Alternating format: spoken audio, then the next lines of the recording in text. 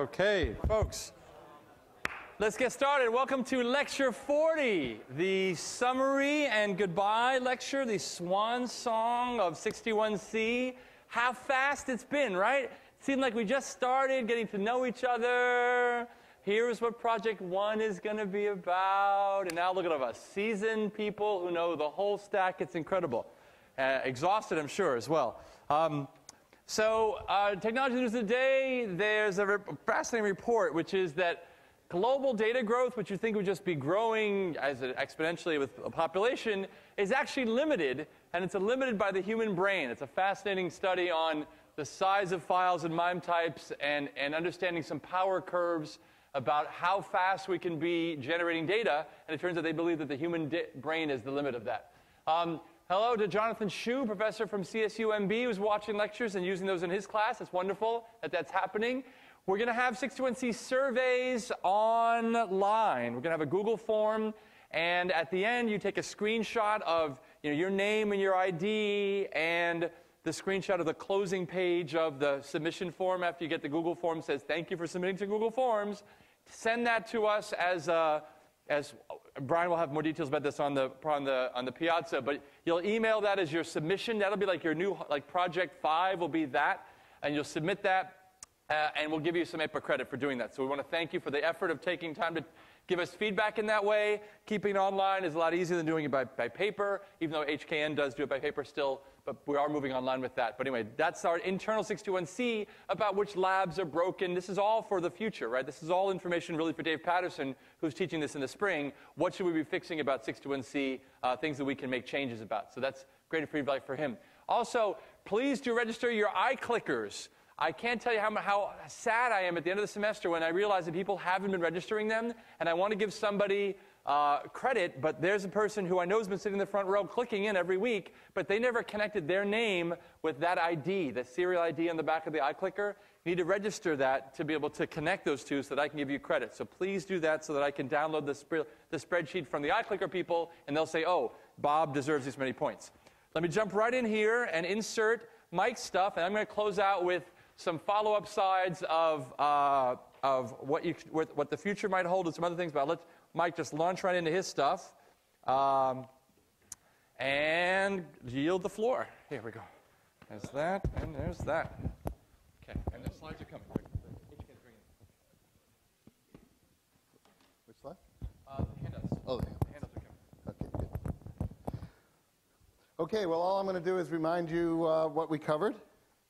And then I'm going to actually turn it back to Dan for the more insightful and long-term life lesson stuff that Dan is good at. So, if you remember, we started off the semester. Actually, I think, yeah, that's the first one. So, remember, you guys are part of an experiment where we've shifted the idea of what we teach in this class from what used to be effectively learn C and how processes work to a bigger scope of what machine structures look like in the modern world and where it's going. And this is framed in this idea of these great ideas in computer architecture. So the main thing to keep in mind in this whole context is this idea that we're entering the post-PC era, which is a world where the computing landscape is kind of bifurcated, right? So you've got super large, let me do it this way. You've got large clusters sitting out in the cloud, right? We talked a lot about that and where those things live and how they're, how you program them. You guys program some yourself. And then on the other extreme, you have these, smaller devices that you can typically carry around with you. And what's in the middle is starting to become less and less important. So when you kind of spell that out, that doesn't mean you can forget about computer architecture. Far from it. In fact, it just makes your job harder. Okay, so the stuff you guys have to learn in order to graduate as a literate computer scientist at the end of 4 years, hopefully, today is a lot harder than certainly what I had to learn and even what a young guy like Dan had to learn a few years ago. So you know, you have to learn everything we learned plus a bunch of new stuff, basically. So, you know, part of that is this idea of, you know, we kind of went from bottom up. So logic gates, how those things get combined into processing units, how those processing units get combined into a bigger system, and then how those individual systems can get put together at scale to build a warehouse scale computer. And at all these points, we looked at a bunch of different ways that you can use these resources all at the same time, right? Because to get things to go fast at scale, you've got to get a lot of parallelism. So we looked at parallel requests, then down at the level of parallel threads running on the multiple cores of a single machine. We looked at parallel instructions, so you can get parallelism, you know, even within a thread that's running on a core. And we looked at parallel data, right? This idea of sort of embarrassing parallelism, where as long as you can come up with operations that can be applied independently to different data, you can run them at the same time. And then, you know, even at the very lowest level, and we didn't talk about this in detail, although you guys lived it in your projects, you know, all that hardware, all those logic gates, all those transistors are all working at the same time. So again, you know, many orders of magnitude of scale, all of this stuff running in parallel. You know, it's impressive that you guys have hung with us for the whole semester and have mastered all this stuff. So, you know, we looked at different parts of these in the different projects. I'll spare you those memories, but we'll talk about them a little later. I just want to hit quickly sort of the big 6 ideas. You know, part of putting this lecture together, you know, we had to reflect as a team on, you know, which of these we really emphasize, some more than others. But we did touch upon all of them, so let me just, you know, remind you what we talked about. So, you know, the big one that you guys lived with the whole time was this idea of multiple levels of representation and how you start with an idea and translate that into, you know, something that you can write in an algorithm in a higher level programming language. That gets translated into assembly language, which is, you know, closer to what the machine understands. That eventually gets translated into machine code and binary, and then that's what you end up running. Okay, so we talked about all of that. And really, right, remember our tower of turtles, right? It's just, you know, layer on top of layer on top of layer. Moore's Law, you know, it used to be we would talk about Moore's Law as just this top line here, right? So the number of transistors, you know, is doubling every 18 months or something, right? Which is Moore's Law.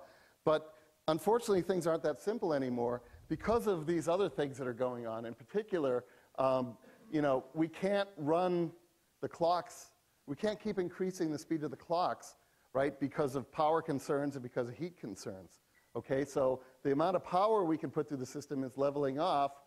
And what that means is we end up going from this world where a chip had a single processing core to we're still getting those transistors, and that's going to keep going for a while. So Moore's Law is still going, but now the way we use those transistors is by putting in more and more parallel computing units. Okay, so you know, Moore's Law, although we didn't spend much time talking about it, is kind of fundamentally why we had to organize the class the way we did. Because this is what's driving, at least at the chip level, all the thread parallelism that you have to be able to deal with.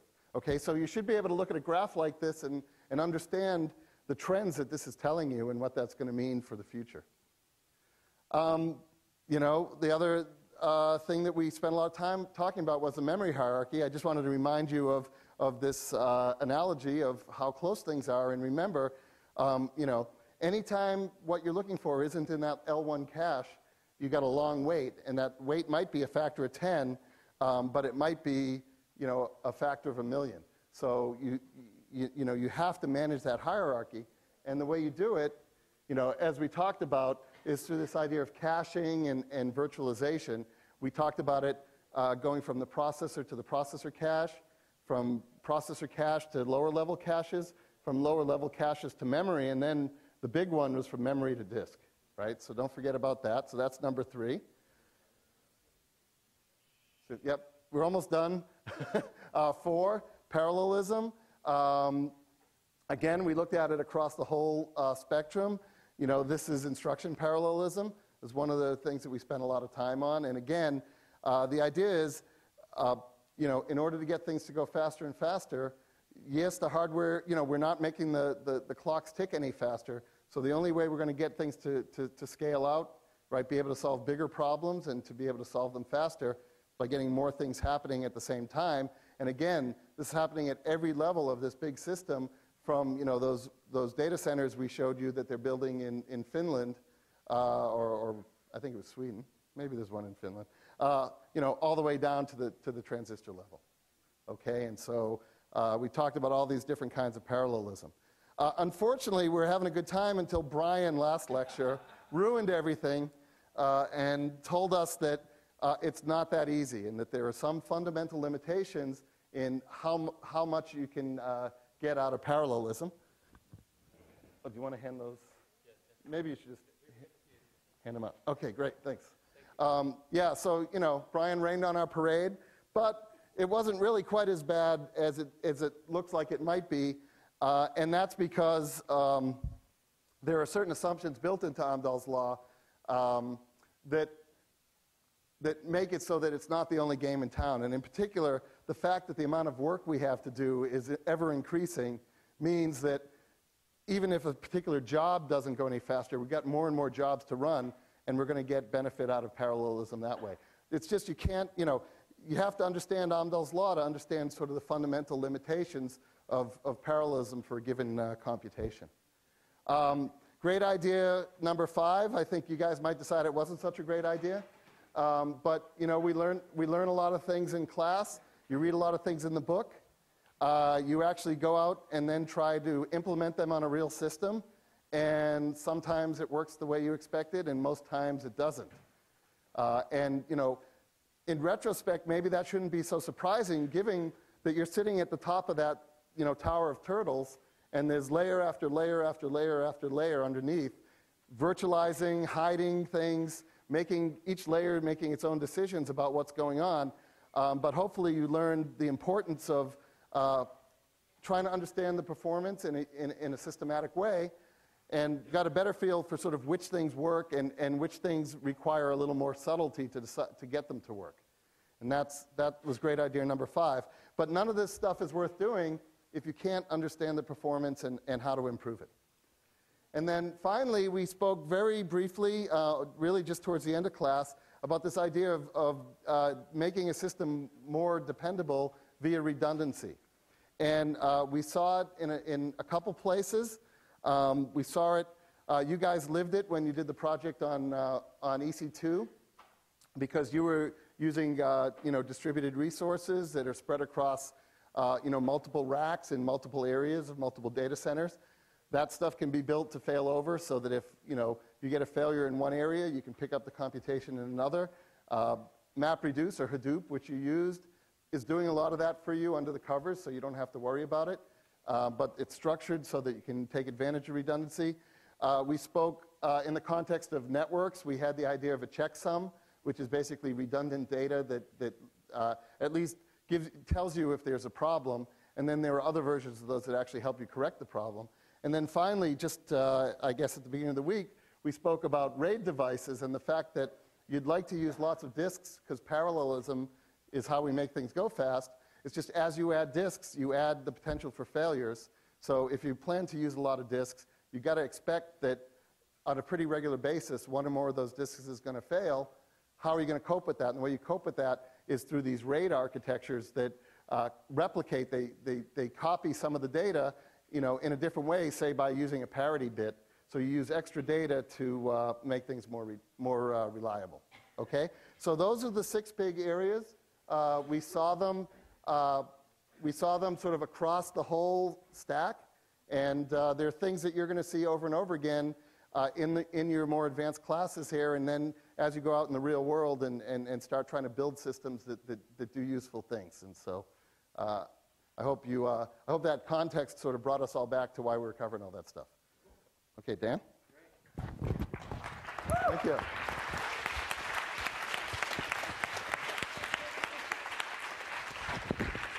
All right.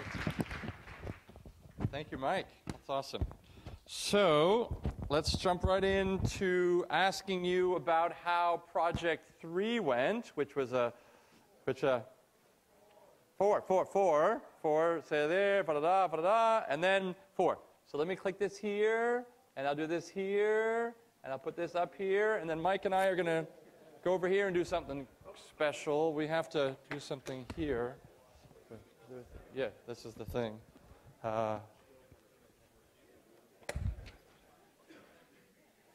Okay. And remember, the real way you give us feedback is on that survey. We're going to make sure Brian's going to have a question about maybe hours of projects or something, some way to let us know whether projects, we have these numbers that you've given us in earlier projects, but we know that 3 was way too much of a scope, and hopefully 4 wasn't too bad in that space. So that's just some good stuff. 120, we usually get to 150, so we can get to that, but a lot of empty seats in the house today. All right. Okay. Something's still not happening? Okay. I'm waiting for the people to click in. Okay. I haven't done mine yet, so I'll have to do mine too. Okay. Still clicking in. Okay. And there's another chance to click in today. Remember, all I care is that you clicked in it all once a day. So if you missed the early one and you get the next one, that's okay. So I'm going to stop this one, which is collecting the online guys, and hi. Okay. So thanks for that feedback. So this is a picture that Mike didn't show, but this is the old school 621C, which I still think is present. You know, I represent the old school 621C because I taught it like 8 times. And I think you're still getting all of these pieces. You still get this picture that we go from the application level, which is obviously you can write any application in C, and you now know the entire system. And really, it's this picture, and this was the moment, I think, that you could call home and say, you know, Mom, hardware and software have now connected for me. And it's like this, oh, the moment has happened. And you were there when it happened. It happened exactly when you were learning control and data path. Because remember, we're taking the byte from the middle. We went all the way down to the top, and you said, okay, now I understand the 1s and 0s, what they mean from machine code. Now let's build a system that does that. And you build it from the bottom up. Remember, you were biting, like you bite the sandwich backwards. So you were coming from the transistor level, SDS, up through architecture, building blocks, until you had control and data path. When you finally got control and data path, you could build a working MIPS machine. And that was it. You built the machine that could run run those 1s and 0s. You understood how the 1s and 0s came from C, and you obviously understood how you could build anything out of C, and that was the connection. So hopefully that was an important day for you. It certainly was for me years ago when that happened. So upcoming calendar, here is some important things that you need to know. There's not a lot. Usually I have like 7 things, but this happens to be a little bit leaner. There's a CS Education Day happening this Tuesday, and this is a chance where 300 high school students are coming to campus to learn about computing and how awesome it is. This is part of something called CS Education Week, which is an international effort to basically tell the world, rah, rah, rah, CS education is really important and really awesome, really valuable, and people, you know, universities and companies have open houses and that kind of thing. So we're doing this open house for local high school students. If you want to volunteer, and I hope that you do, what we need volunteers is to help and schmooze. We have all these 300 students, and we need to have them have a one-on-one conversation, or maybe 1-on-5 conversation with an undergraduate here at Berkeley who loves this stuff and wants to share that love with these students. You get free pizza. You may even get a free water bottle. So talk to Barbara Hightower in 377 Soda. Right, take pen out. 377 Soda. Barbara Hightower is coordinating all this. BH Tower at CS. She's coordinating all the students. We have Eta Kappa Nu, IEEE, UPE. They're all volunteering. If anybody who wasn't part of those groups wants to volunteer also, that would be amazing. And we really need you from 12 to 12:30 to eat lunch for free on us, on the department, and to talk to these students and help them understand how cool computing is. There's going to be a review happening this weekend. We thought about whether it should happen RRR week or during the final exam, and we said, let's do it on the weekend. I might even leak into the RR week, but there'll be a review session. Piazza will announce it. We're waiting to hear back when the room's available. And then your final exam, write this down, 3 to 6, and 1 Pimentel. So that's an important thing, and that was declared a while ago. So for the final exam details, you only need to bring 2 handwritten sheets. Remember, you got 1 for the midterm. You get to add 1 more for the final. So it's not an open book, obviously. It's a single study sheet thing. Leave everything else at home. And everyone must take all the final. You all remember that you get to clobber your midterm, which means on the final there will be midterm-specific questions. If you do better on those questions, relation to the class than you did back on your midterm in relation to the class, then we will replace your midterm score with your final score, all scaled based on standard deviation, some math in there. But basically, you can clobber your midterm if you do much better in relation to the class than you did then. If you do well, you're now at the close of your lower division. We are now launching you into the upper division, which is really exciting. If you did well, and I hope you've been doing this all along, by the way. If you haven't, you should really think about this, giving back. You're sitting in class, in lab, and students are walking around helping you. And those are former 61C students who just love to give back and love to help other 61C students learn that same material. I'd love to have you do that. So as a gift to Professor Patterson, I would love if you wanted to volunteer as a lab assistant for next semester 61C. We would love to have it. You get credit for it. Every 3 hours you work, you get 1 unit of credit. Talk to Jenny Jones in 395 Soda to get started. You can also apply to be a reader in TA. We have an outstanding group of undergraduate readers and TAs. And I have the list of the last slide. And they all went through this process. They were all lab assistants. They applied to be a reader. The best lab assistants become readers. The best readers become TAs. And we have now awesome, awesome undergrad TAs who followed that exact path. They were sitting in my chair. Ian was my student several years ago. I love it. Half these guys were my student. Paul was my student. Eric was my student. These are all my best kids. And you can be one of my best kids years from now when I'm teaching this class in the future. So please do this.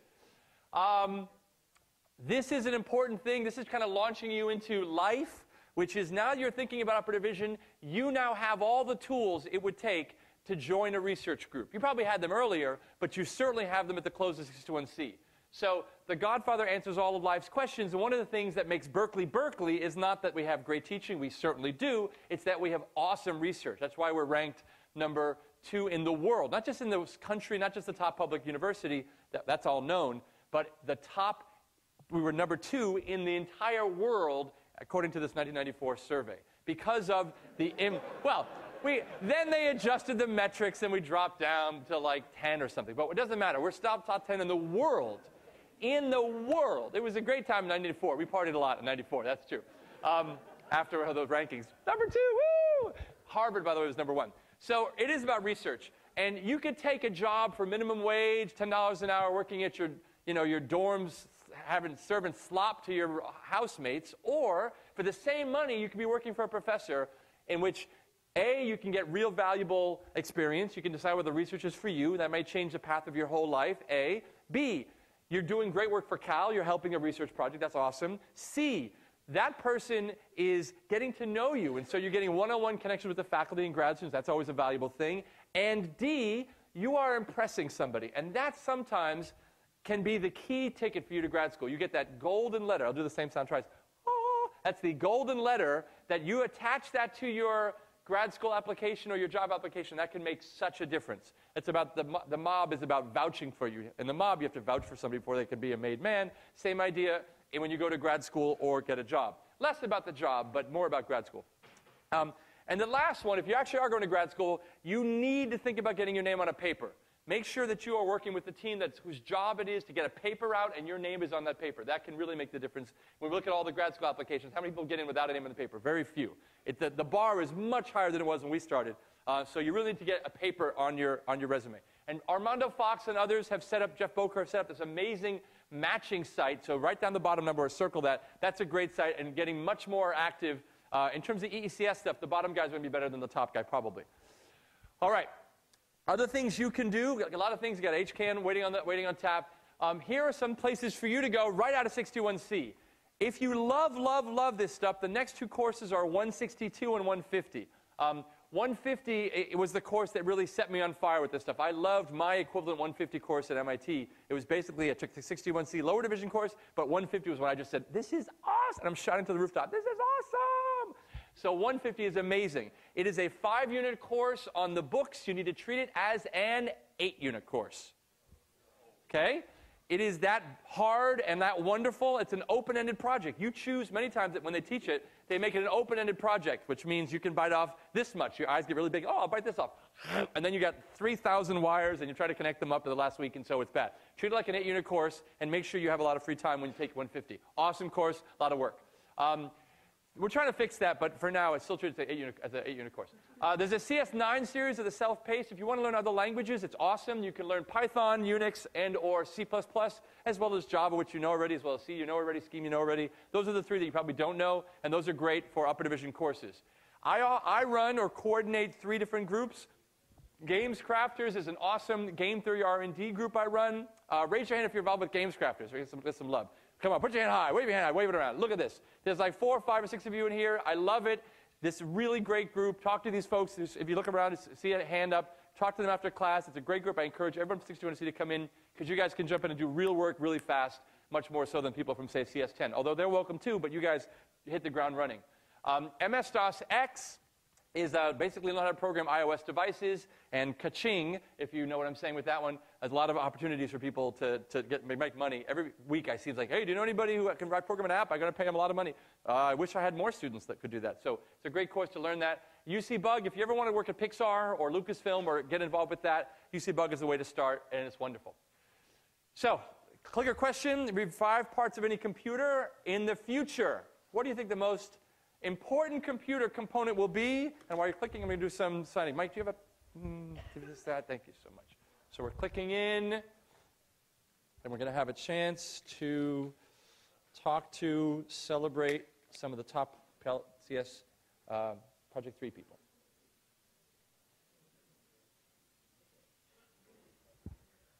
Okay, 82, come on, think about it.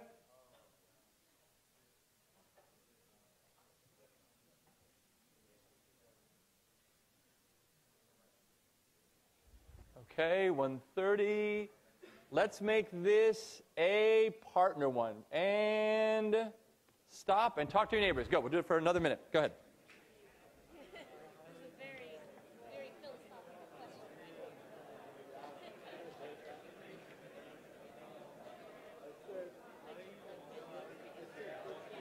right? They're all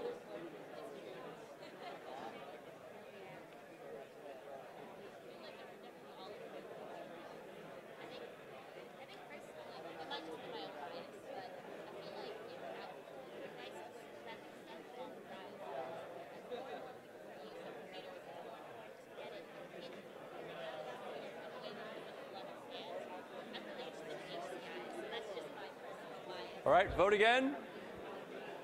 And go. Okay.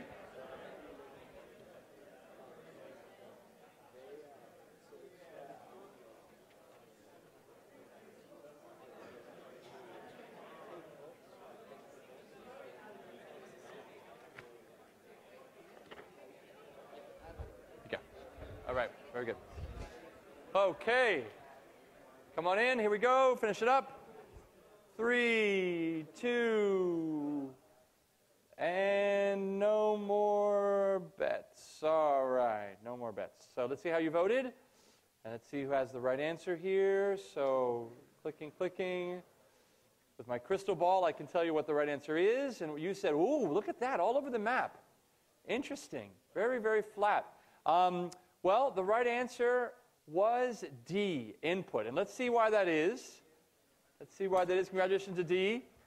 Okay, this is my quote. Forget cloning. Forget TVs on your wristwatch. Forget being able to talk to the cloud and do amazing things. The biggest invention of the next 100 years will be the ability to directly connect your brain with the computer. We are already seeing transformational interfaces with Siri, right? The ability to be able to drive and get productive work done. Siri, when's my next schedule? When's my next meeting? You're meeting at 4 o'clock with Sam. Can you move to 5? Sure, I'll move to 5. What's my email? And Siri's reading the email. Can you respond to this? That voice input is great. Gesture stuff is great. Imagine the world when I can now wear an emotive, passive, or even a wire into my brain, have real connection, and be able to drive it. The opposite is interesting with virtual reality, where you can have the computer generate my emotions, my feeling, my senses, but a little scary. I don't necessarily want anybody telling me how to feel, but I certainly don't mind thinking and having the computer listen to me. So input is really the sexy part. They already have monkeys that have one arm strapped down and can move a robotic arm to feed themselves with their brain only. That's incredible. So it's not just this muscle, this one. It's quite a few things to make that happen, and they already have that. So this is the future. Professor Jose Carmina and our faculty is right on the cutting edge of that most exciting work that I think is really going to transform HCI and transform computing usage. So, penultimate slide, I want to thank our staff. We have an outstanding group. This really was like murderer's row of teaching talent this year. We had 6 unbelievably top TAs, 5 unbelievably good readers. Let's give these guys a hand. These guys were amazing, and they put a lot of work. Stand up, stand up. Stand up, Tia. Come on, guys. These guys were awesome. Good stuff. You know, I should give them clickers and ask them how many hours they've got to put in every week. It would scare you guys. It would scare you. But don't scare you from being a TA. Next time it'll be different. It'll be different. Baby, it'll be different. I promise. Baby. Okay. So what's the future? Now, looking forward, the last slide, how do we go future? It is exciting, right? This is the most interesting time to be alive, right? You have the post-PC eras among us. You have quantum computing, you have the parallel revolution, you have people volunteering their CPUs, rapid changes in technology, the world's second best education, and the cow spirit is really never to give up. And there's always a video that we show, but never give up is really the key thing here. This is a wonderful, wonderful, wonderful quote, which is the best way to predict the future is to invent it. So many times we've shown you slides that had a cow graduation date on the person who changed computing. From RISC to RAID to Moore to, was the Amdahl a Berkeley person? I forget. But all these people who are making fundamental changes are coming out of Berkeley. And it's to Unix, right? It's incredible what Berkeley has done for the world, really for the world, folks. You should think about that and really feel pride in that and realize that you have the potential. They were just like you. They were just like you. Gordon Moore sat in that chair before Stanley was here. He sat in the ground here. I don't know why he would sit there, but he was sitting somewhere on campus thinking, I can change the world. And now every single PC basically is running on his kind of chips. It's incredible. That's incredible stuff. So I will leave it at the last slide. The future really is up to you. It's been a pleasure and a delight teaching you folks. You guys are awesome. Thank you so much for the pleasure. You guys are awesome. Woo! Go 61C. You guys are awesome. Thank you so much. All right. Thank you very much.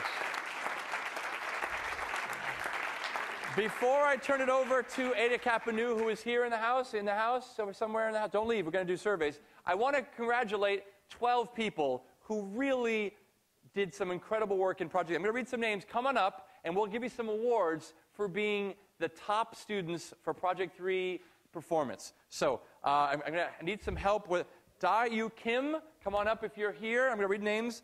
The guy, Nguyen, is here. Abarami Thevanayagam. I'm sorry for that one. Raphael Townsend. Christopher Lamb. Come on up. Come to the front. Come to the front. Get up and hear your name. Lock Do. Come on up when you hear your name. Stephanie Ge. Yale Chen. George Yu. Isaac Wu. Edward Tuckfeld. And Chung Yuen Mui. Come on up. If that's your name, give these guys a hand. So I have them, and Mike, you want to come up and we'll hand these out and give some congratulations to these folks. All right. So I put them here, and we'll first do the honorable mention is Stephanie here. Stephanie Ge. Stephanie at 64.7 gigaflops. Congratulations. Woo! All right.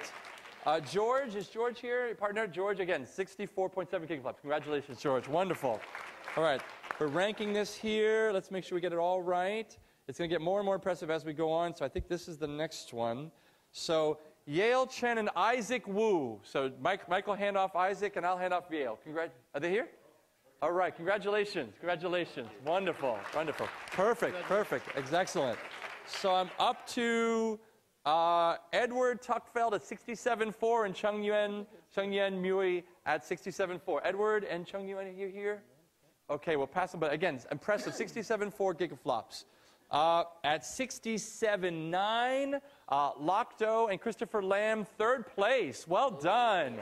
Congratulations. So proud of you guys. Awesome. All right. In second place, Abarami Thevanayagam, I think, and Raphael Townsend. Congratulations. Woo! All right. Yeah. Second place, folks. And in first place, at 75.9 gigaflops, Nai Yuen and Da Yu Kim. Are you here? Well, congratulations to them. They're still optimizing. They're still optimizing. They're still doing great. All right. Wonderful. All right, Ada Kapanu, come on up. The floor is yours. Let's see here. They're going to hand out. You've done this survey thing before. Nothing new. TAs head out. I'll close up here. Don't forget to register your clickers. Don't forget to do the survey when you see that email. Okay, thanks.